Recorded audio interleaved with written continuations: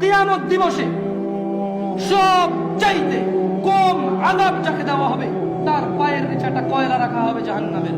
তার মস্তিষ্ক টকবক টকবক করে জ্বলবে, তার মস্তিষ্ক টকবক টকবক করে জ্বলবে। এই ব্যক্তি মনে করবে আমার চাইতে বেশি শাস্তি মনে হয় আল্লাহ তাআলা যত মানুষ সৃষ্টি করেছে আর কাউকে দেয়নি। অথচ আল্লাহ সুবহানাহু ওয়া তাআলা, রাসূল সাল্লাল্লাহু আলাইহি সাল্লাম বলেছেন এর চাইতে নিম্নমানের শাস্তি আর কাউকে দেওয়া হবে না, যার পায়ের নিচে শুধু একটা কয়লা রাখা হবে, তার মস্তিষ্ক টকবক টকবক করে জ্বলবে।